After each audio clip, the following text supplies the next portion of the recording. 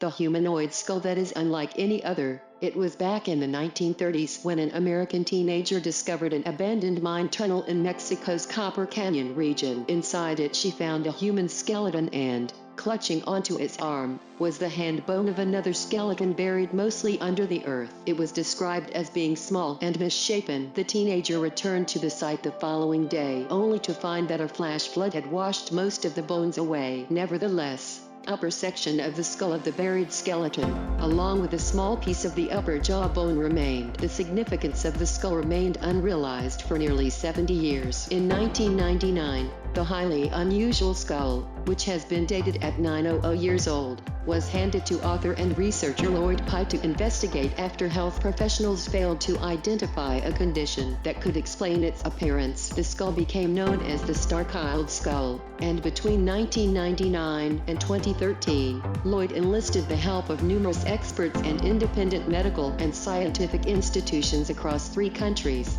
USA, Canada, and the United Kingdom, to conduct extensive research and testing. One of the major contributors to the research project was Dr. Ted Robinson, who had a background in medicine and plastic surgery and specialized knowledge of cranial surgery and cranial anatomy. Dr. Robinson studied the skull for a period of 2 years and involved specialists in the disciplines of radiology, ophthalmic surgery, oral surgery, craniofacial surgery, neurology, and pediatric neurosurgery. The report Dr. Robinson prepared was astounding. Firstly, Dr. Robinson's expertise in cranial deformities enabled him to rule out all the human deformities he knew of that could account for the skull's appearance, nor were any of the other specialists able to find any deformity, illness, or cultural practice that could account for the misshapen head. Secondly, Dr. Robinson reported that the bone of the skull is much thinner, lighter, and stronger than regular human bone. It contains unusual reinforcing fibers. The brain is 30% larger than a normal human of its size.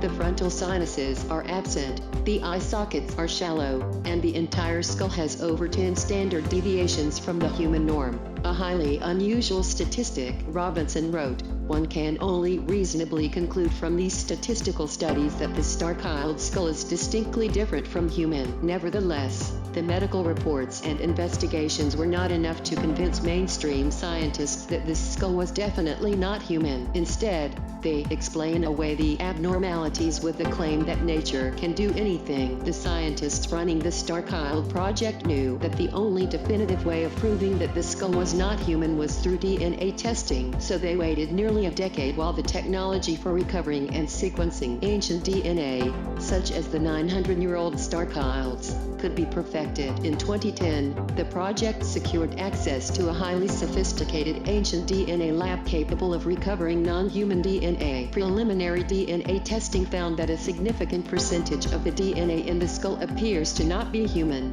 a finding that, if verified, would indicate the skull belongs to a new species. In 2012, a geneticist was able to secure a fragment of gene from the 5% of human nuclear DNA that code for proteins and which is a highly functional master gene, one of the most vitally important genes in the body of any species on Earth. It is known as the FOXP2 gene. An analysis was carried out on this gene, the full report of which can be read here, and the results were again startling. The FOXP2 gene in normal humans is 2,594 base pairs long and contains no variations.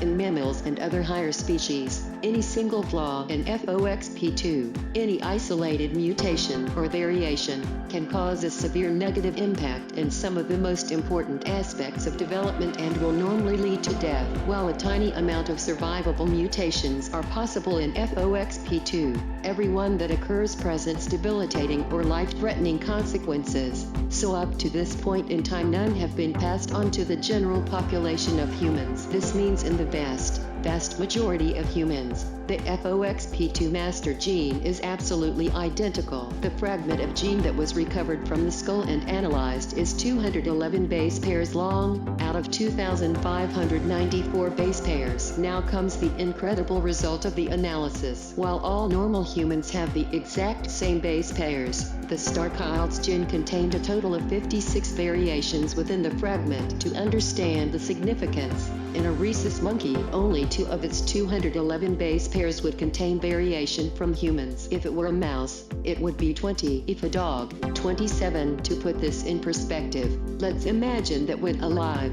the star child was indeed some unknown humanoid. No matter how different from humans it might have been, to be in the humanoid family, its FOXP2 gene would have to be in the range of 1 or 2 or at most 3 base pair variations from a normal human. To go past 5 or 10 would put it into another class of species. To have 56 is to put it in another realm, another dimension entirely. It is utterly unique. These amazing findings are the result of only a partial analysis of the DNA. This year the StarChild project was registered as a company in order to raise the necessary funds to undertake a complete DNA test, which will determine once and for all the true nature of this most unusual species.